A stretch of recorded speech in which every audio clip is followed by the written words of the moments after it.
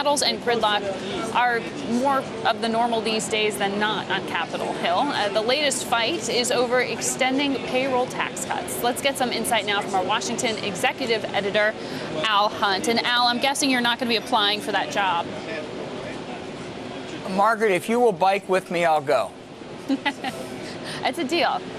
Could be an interesting show, Al. I mean, a job's a job these days in many ways, kidding aside. And these payroll tax cuts are supposedly going to help the employment picture and maybe ultimately economic growth. So figuring out how to pay for them is pretty important. Democrats and Republicans want the tax cuts, but they can't fund them. I mean, where does this go next?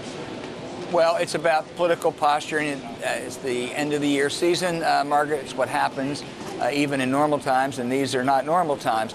The payroll tax holiday will be extended.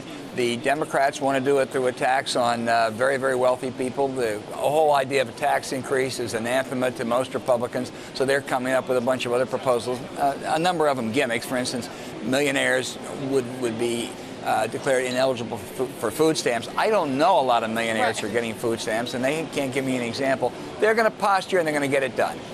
Right, I saw that. The means testing for food stamps and means testing for unemployment benefits. Do we know how that would work?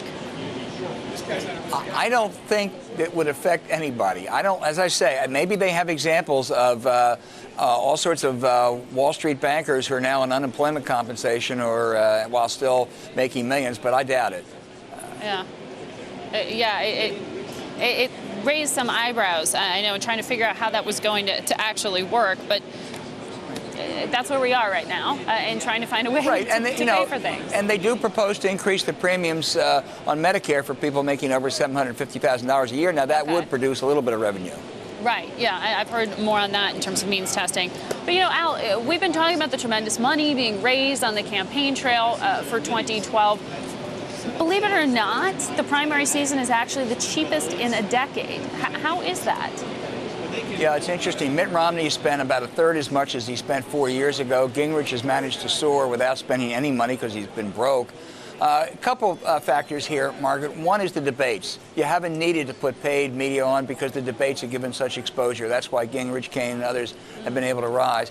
A second reason is that it's slightly misleading because a lot of money is going to these so-called independent groups, super PACs. Supreme Court opened the floodgates to all sorts of special interest money. I still think it will be an enormously expensive 2012. But so far, it's a lot less expensive than 4 years ago. Well, it's certainly creating a lot of TV programming. Thank you. Thank you very much, Al Hunt. We will see you tomorrow.